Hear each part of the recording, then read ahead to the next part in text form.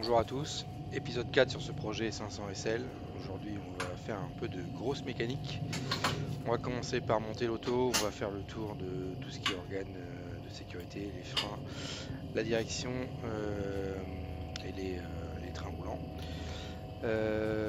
On s'occupera du démarreur qui pose problème, on s'occupera de la direction, on s'occupera des freins, on s'occupera des amortisseurs, enfin des têtes d'amortisseurs et des caches amortisseurs. On fera la purge des freins et ça devrait déjà être pas mal pour ce 4e épisode. Allez, en route.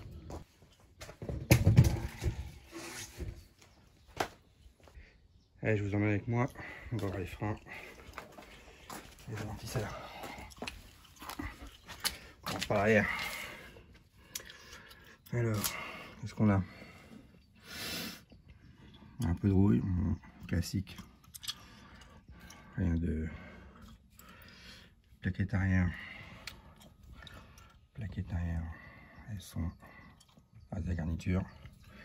Les disques, ça a l'air d'aller.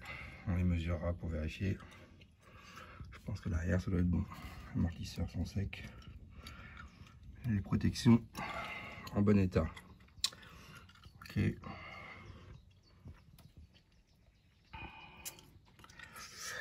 Bon, pour ça, ça va. L'avant est la plus problématique. Alors, déjà, disque et plaquettes sont clairement en fin de vie. Ici, la plaquette, il reste plus qu'enfin la moitié et les disques ont bien usés. Un bon rebord. On les mesurera aussi pour vérifier, mais je pense qu'on est bon pour un jeu de disque plaquette à l'avant. La protection de l'amortisseur, je crois qu'elle est morte. On va la changer, de toute façon on doit changer les butées là-haut. Donc on va changer ça en même temps.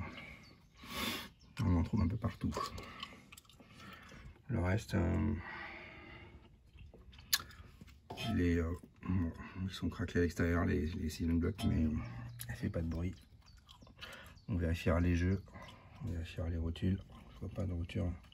Ah, je pense qu'il y en a une qui a été changée.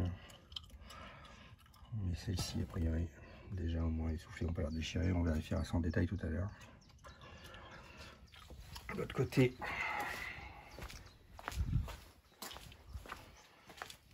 niveau frein, bah, c'est la même chose. Hein. Niveau protection de l'amortisseur, par contre, ça n'a pas bougé. Clairement, il faudra penser à faire le support d'amortisseur. La rouille sur la barre stable, classique, le ressort. Je vois rien de choquant. Ah, ici, le fil, hop, ce fil là, il va falloir le protéger. On va mettre de la gaine dessus. Allez, à plus tard. Allez, montage des 4 nouveaux boudins. On est en ligne. Parti. Bien, on va passer à plus lourd maintenant. Changer le démarreur, qui un coup sur deux ne peut pas s'enclencher. Alors, effectivement, c'est du lourd.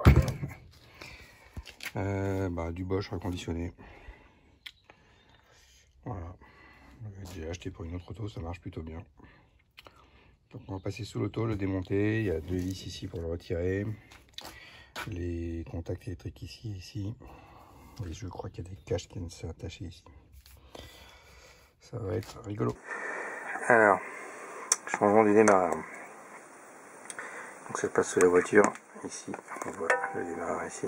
Voilà. Il tient par les 2 grosses vis, donc une hop, ici et une autre au-dessus. Avant, il faut démonter le pare-chaleur du pivot de direction ici. Là. Ça, le pare-chaleur du démarreur lui-même. Les arrivées électriques du démarreur. Et enfin le démarreur. Voilà. C'est pas une opération simple, mais très accessible, mais ça devrait se faire. Évidemment, on débranche la batterie avant, si on ne veut pas avoir des problèmes.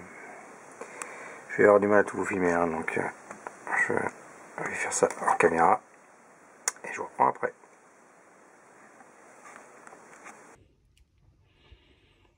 Ça y est, j'ai eu ce démarreur. Ça n'a pas été sans mal. Hein. Donc, toutes les vis sont galères à enlever. Le pare-chaleur qui est attaché ici, toute la vis qui fait la longueur complète est venue, donc le pare-chaleur restait coincé. Parce que du coup, la vis était rouillée sur le pas de vis. Impossible de la démonter correctement. Donc, déjà, le pare-chaleur m'a cassé les pieds. Ensuite, les deux vis ici qui fixent le démarreur sont galères à accéder et sont très serrées. Donc, il a fallu chauffer pour les desserrer. Et enfin, l'accès ici est vraiment une galère pour remonter l'alimentation 12 volts. Et ici pour la partie, le fil qui excite le démarreur, j'ai même pas réussi à dévisser la vis, elle est quasiment inaccessible et en plus ça a été soudé, donc ça commence à être enlevé. Donc j'ai coupé la cosse, on remettra une cosse sur le fil, c'est pas trop le problème. Voilà, donc c'est une vraie galère. Si vous avez à le faire, je vous conseille pas de le faire. Il n'y a plus qu'à remonter de nouveau, ça devrait quand même être plus facile. Il faut d'abord remettre une cosse, du coup il faut que je rachète deux vis neuves parce que comme les têtes ont bien mangé, je vais pas remonter des vis fatiguées. Retrouver une cosse pour ici, ça j'en ai. Et c'est reparti pour remonter dans l'autre sens.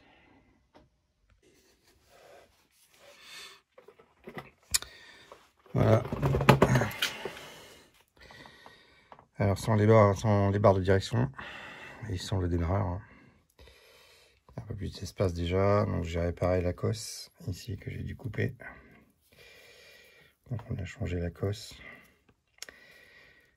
et on a mis de la gaine thermomètre rétractable. Voilà, ça ne bougera plus. Il reste à remettre le nouveau démarreur. J'ai pas encore les nouvelles vis, je les ai commandées chez Mercedes. Donc là, on monte avec je vais remonter avec les anciennes vis sans serrer et je remettrai les nouvelles dès que je les aurai. Ils ont été un peu abîmés au démontage. Voilà, j'attends ensuite les barres de direction pour tout remonter.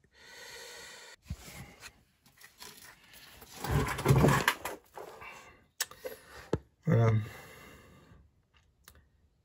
Bon, ça y est, le démarreur est en place. Les cosses sont serrées. Bon, j'ai pas serré les vis du démarreur encore, il faut que je les change. Donc pour l'instant, elles servent juste à le tenir pour pas qu'il bouge. Mais il faudra que je les change et que je les resserre en couple évidemment. D'ailleurs, il faut que je vérifie les couples. Voilà, je vais essayer de remonter le pare-chaleur puisque il est fixé sur le démarreur. Normalement, on doit pouvoir le fixer avant de serrer le démarreur en couple.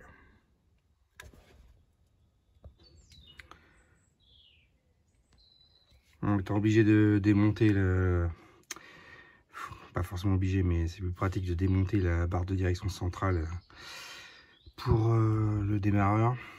Alors on peut faire ça, hein, mais c'est quand même plus pratique avec, en la démontant. J'ai trouvé un peu de jeu dedans, pas beaucoup, mais un peu, donc j'ai décidé de changer l'ensemble des barres de direction, donc la barre centrale, les deux tirants de direction et l'amortisseur. L'amortisseur, c'est une pompe à vélo, il est naze, donc de toute façon au minimum changer celui-là. Donc j'ai décidé de tout changer, c'est pas très cher. On a une centaine d'euros l'ensemble, donc j'ai tout commandé et on va tout démonter pour remonter ça après. Et en attendant, on va remonter tranquillement le démarreur puisque la barre de direction sera plus au milieu, ce sera beaucoup plus pratique. Allez, on fait sauter la rotule. Je suis jamais rassuré quand je fais ça. Je sais jamais où elle saute.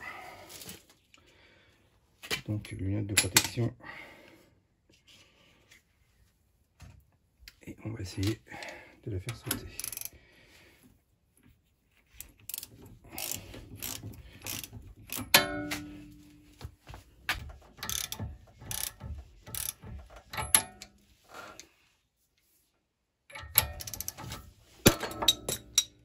Et voilà.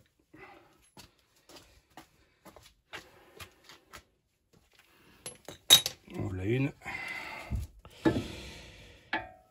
Allez, plus que 2, 4, 5.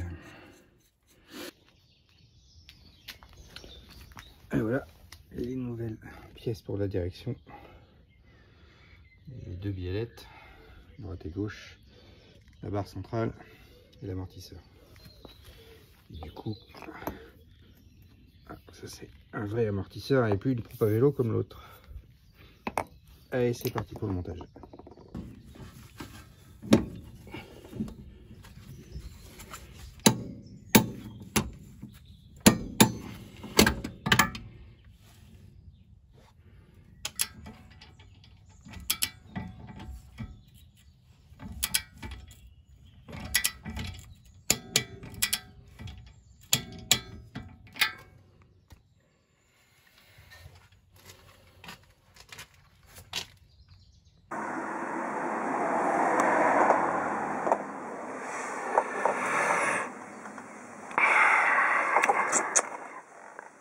Voilà, tout est remis en place. Le démarreur a retrouvé sa place, le nouveau. Tous les pare-chaleurs sont revenus. On a remonté la direction intégralement avec toutes les rotules. Tout a été changé. L'amortisseur de direction est en place, neuf. La rotule gauche aussi. Voilà. Il ne nous reste plus qu'à changer les freins. Mais en tout cas, sur la voiture, on a terminé.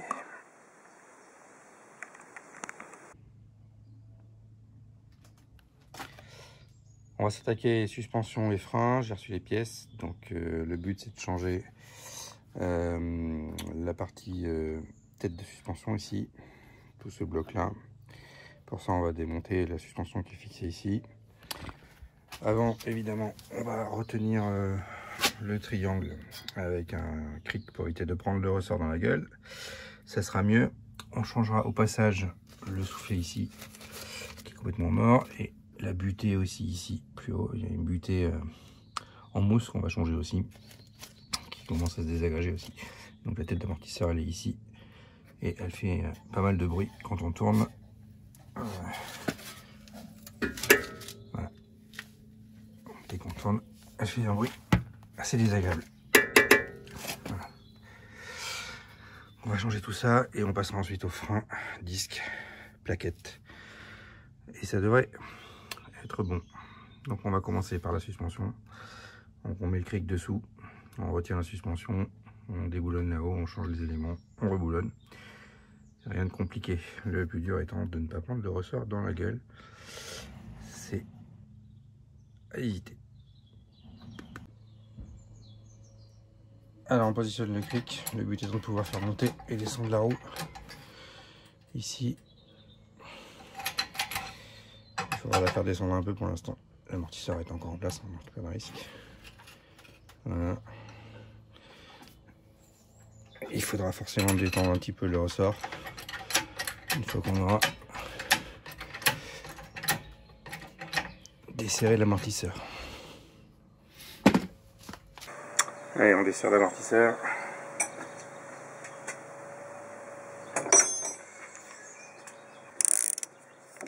L'aiguille de 22. On desserre. Voilà. Et normalement tout tourne avec. Donc ensuite.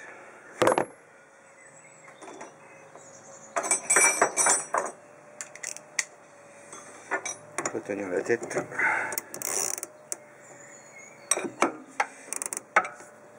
Et dévisser la clé.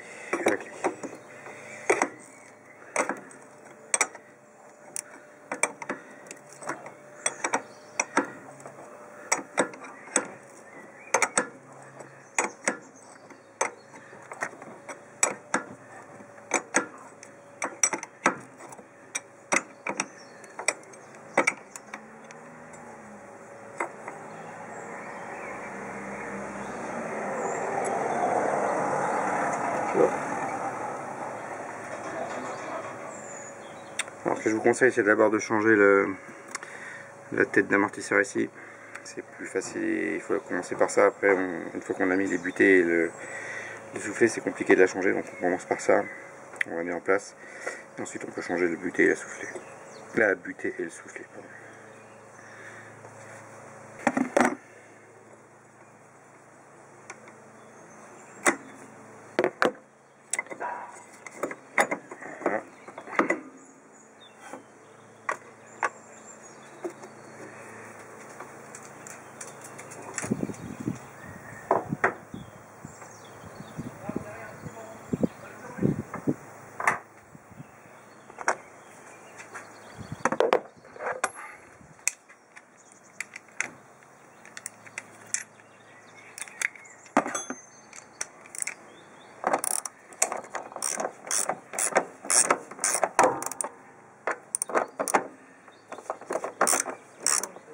Bonjour.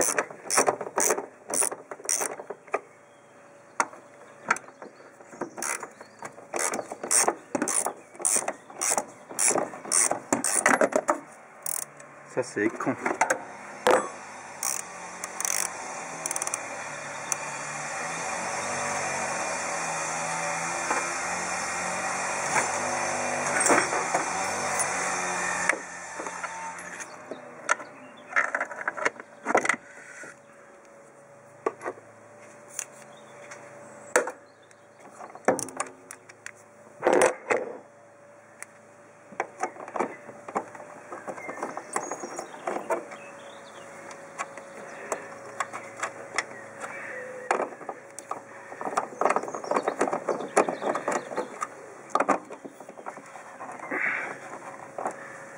Perdez pas les boulons, on en a besoin pour remonter.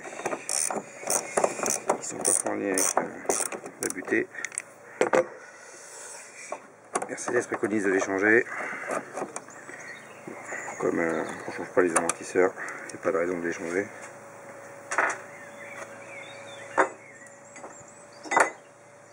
Mais mieux vaut pas les perdre. Voilà, donc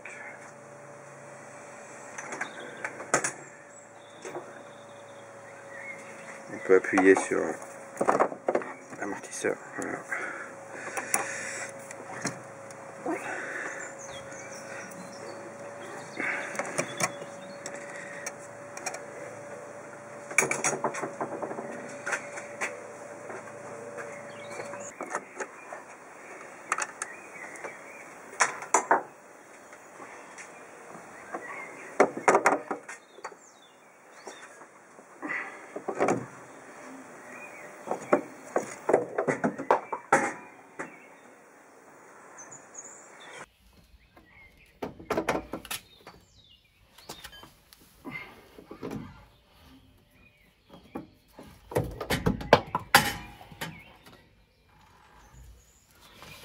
Voilà la vieille butée. On voit qu'elle a quand même bien servi. Elle a commencé à craquer sérieusement. Donc on installe la nouvelle. Nouvelle butée, c'est parti.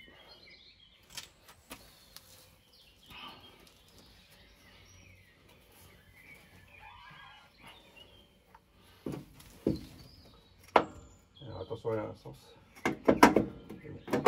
De la mettre à l'envers.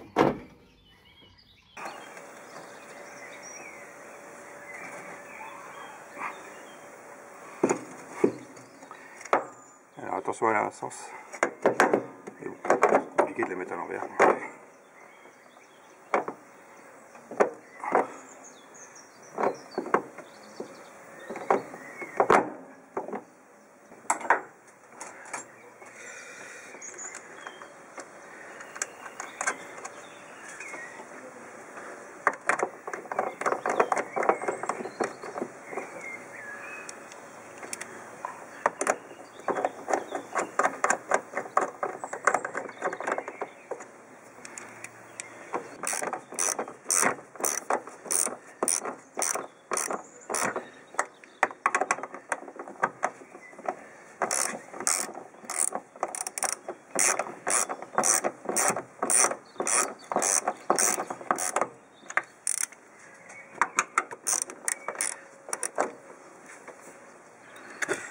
C'est juste à le tenir en position S, vu qu'il repose sur le châssis.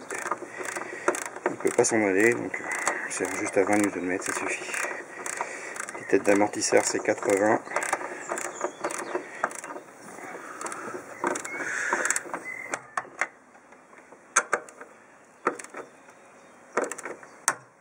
Voilà, ça c'est serré. On passe à la suite. Donc le soufflet et la butée. Alors je vous conseille d'abord de mettre le soufflet et ensuite la butée, c'est plus facile. Il faut appuyer sur l'amortisseur. Ça fait du sport.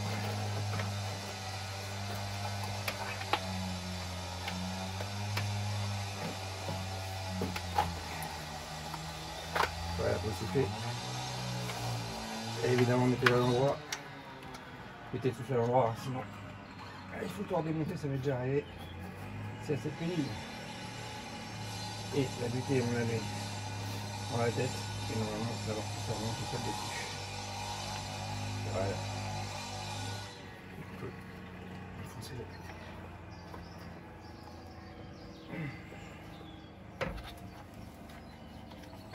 On laisse tout ça remonter dans la tête de l'amortisseur.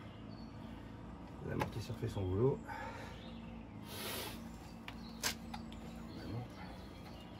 On laisse tout ça remonter dans la tête de l'amortisseur. L'amortisseur fait son boulot. Et normalement, la tête devrait dépasser ici. Voilà. On voit la tête carrée, on va recompresser le ressort pour remonter tout ça. Il n'y a plus qu'à faire.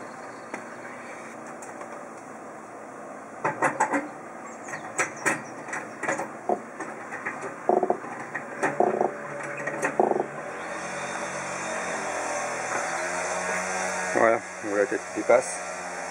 Alors attention, il y a un écrou ici. On positionne ça, on se met comme ça, l'écrou, et on serre. Voilà. Alors il faut tenir la tête et serrer le boulon pour faire remonter tout ça.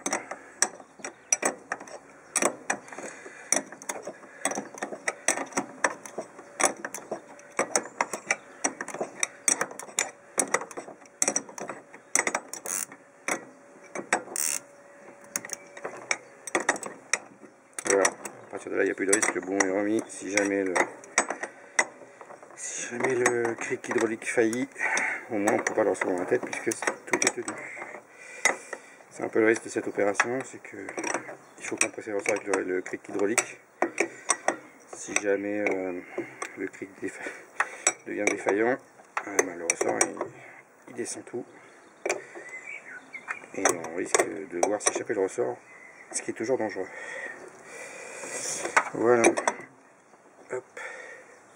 Donc là c'est tenu.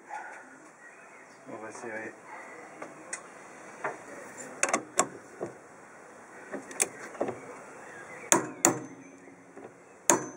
Parfait.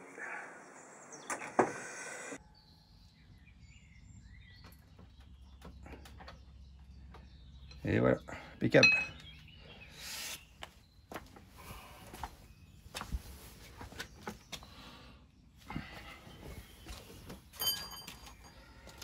On a donc une nouvelle tête d'amortisseur ici, nouveau soufflet, nouvelle butée. Donc quand ça va remonter, hein, le soufflet va venir en butée ici et du coup il fera office de protection, il n'y a pas de souci, il va faire son boulot. Ici, comme on l'a mis du bon côté, il ne pourra pas descendre. Voilà. Si vous le mettez à l'envers, eh ben, il descend tout le long et il ne fait plus son boulot. Et après il vient frotter contre les roues. Donc mettez-le bien à l'endroit, le côté le plus fin ici, qui est tout tenu par le support ici. Et maintenant, là, on va passer au frein. On peut ranger le cric, on n'en a plus besoin. Alors pour les freins, on va démonter l'étrier. Ici, il y a les plaquettes. Démonter le disque, changer le disque. Et ça devrait déjà être pas mal. Si on a le temps, on ira graisser les roulements. On démontera le capteur d'ABS qui est derrière pour le nettoyer. Et on fera quelques fixations aussi des gaines électriques qui commencent à partir en morceaux. Donc on ira les fixer correctement pour que ça ne bouge plus. Allez, au boulot.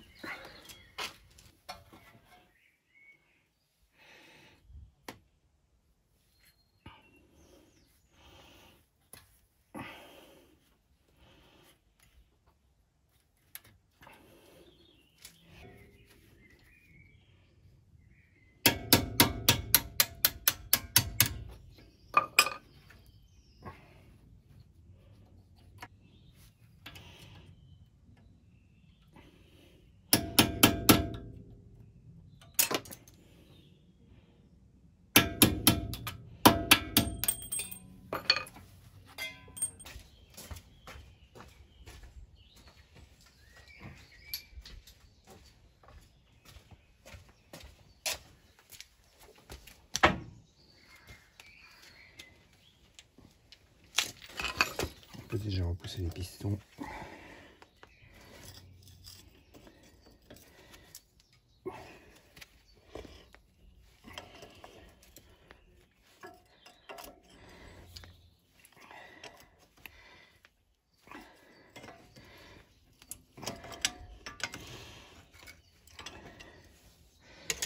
On repousse les pistons maximum pour pas avoir à le faire après, les vieilles plaquettes.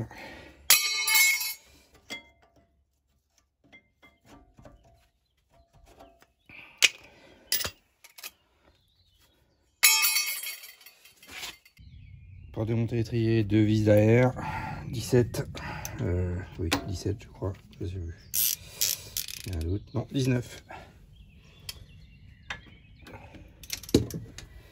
Elles sont bien serrées, hein, donc prévoyez de quoi les desserrer. Rouille plus frein filet, hein, ça donne ça.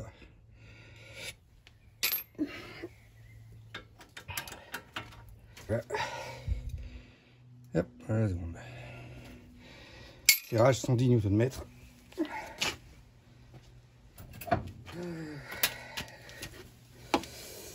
Mon outil spécial pour accrocher les étriers. Voilà.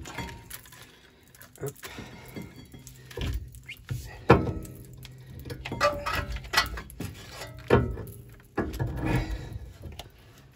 On accroche ça là-haut.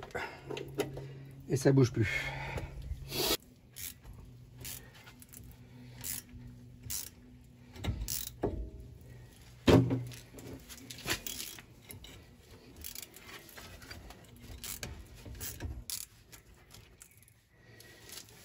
Hop. Et alors ça disque vient tout seul. Impeccable.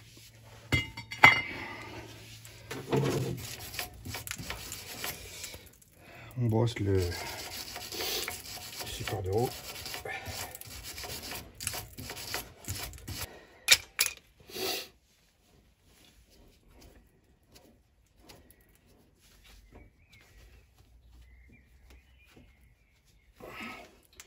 Le jeu est normal.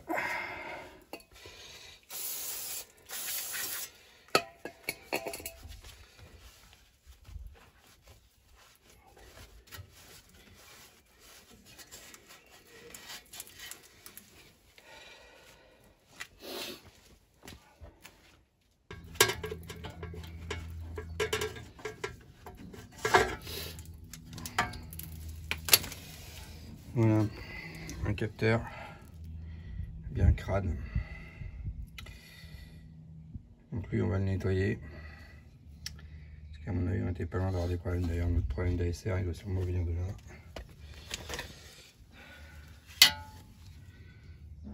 Et on va nettoyer l'intérieur aussi. Voilà, c'est nettement mieux. Plus qu'à remonter. J'ai été vérifier, désolé la caméra était pas bien orientée, mais j'ai été vérifier l'intérieur du roulement. Donc il y a de la graisse, c'est bon. Il n'y a pas de jeu, donc c'est parfait.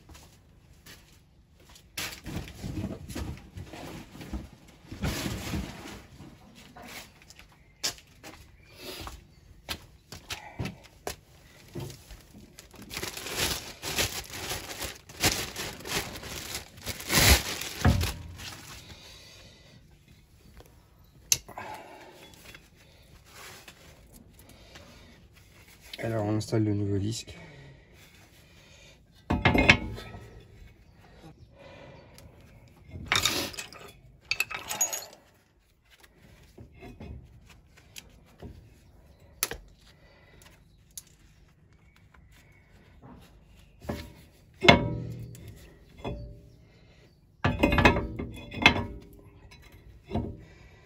Avec sa vis de centrage.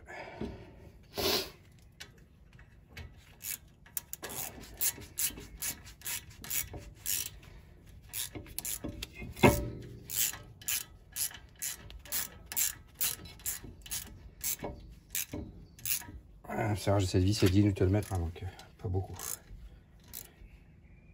Voilà. Oula. Je crois que j'ai un problème. Je sais pas si vous voyez bien, mais ça ne tourne pas droit. On va reprendre ça. Il y a un souci. Ah, on est droit. Bon, de toute façon, il se serait plaqué quand on aurait serré les roues, mais mieux qu'il soit comme il faut en place dès le départ. Voilà, on serre à 110 Nm. Et il n'y a plus qu'à remonter. Plaquette, disque, plaquette et tige. Et les témoins.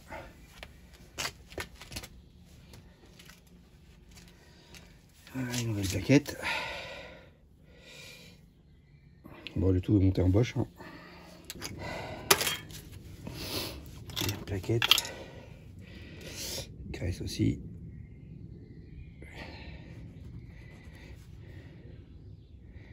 Donc c'est juste pour que la plaquette coulisse bien sur l'étrier. Hein. Ne venez pas en mettre sur la plaquette elle-même, évidemment.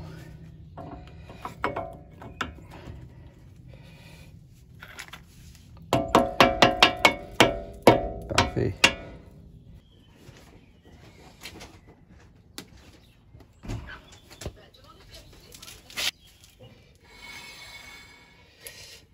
Voilà, on a terminé sur les freins. Alors voilà le résultat. Hop. Hop.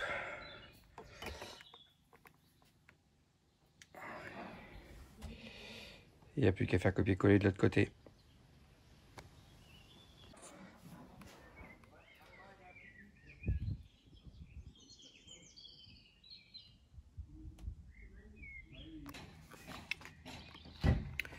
Allez, c'est parti pour la purge.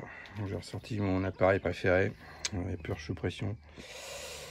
J'ai jamais vraiment réussi à le faire correctement avec cet appareil. Hein. Il y a souvent des fuites, des machins, ou alors c'est le bocal qui fuit. Donc on va quand même essayer. On va voir, j'espère que ce ne sera pas une grosse catastrophe. On verra. Donc on fout la pression là-dedans et on va purger les 4 étriers. On a vidé le bocal au maximum. Comme il est compartimenté, c'est compliqué de le vider vraiment complètement. Donc on va faire à l'ancienne. Je n'arrive pas à le vider plus qu'il est compartimenté.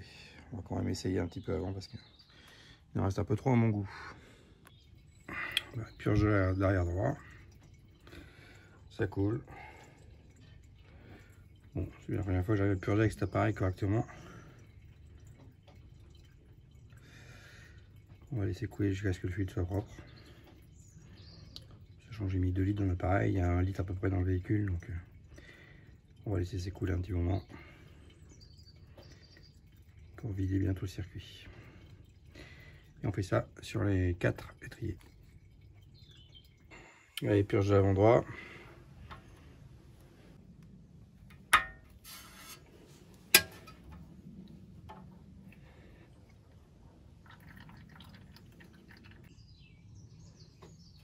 Allez, le dernier. Avant gauche.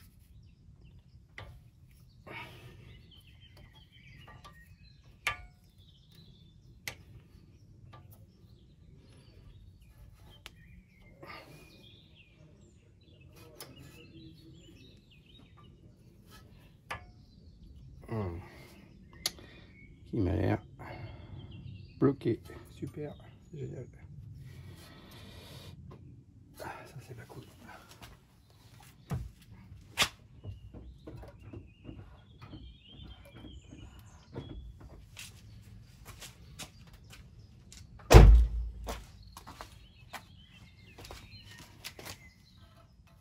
C'est bon. Il y a un petit coup de frein et ça s'est débloqué.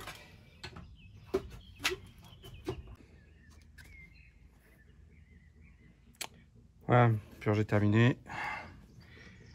Les liquides est propre. Les 4 étriers sont purgés. Alors les bouchons. Un petit coup de chiffon partout. Et c'est pas mal.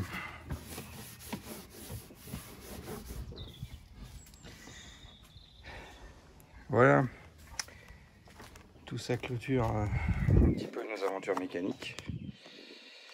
Il nous reste à remonter les 4 roues sur lesquelles on a monté 4 pneus neufs. Un petit peu de pub, mais voilà, on a pris du Hankook. le milieu de gamme. Sur ces véhicules qui roulent pas beaucoup, ils s'usent énormément plus par le temps que par le kilomètre. Donc j'ai pas pris des pneus haut de gamme, ça sert à rien. Ils sont largement assez performants pour le véhicule. Et pour la tenue route, c'est parfait. Hankook, c'est une bonne marque. Et quel rapport qualité-prix intéressant. Il n'y a plus qu'à remonter ça. Fermer le capot, tester les freins. Et on devrait pouvoir rouler avec.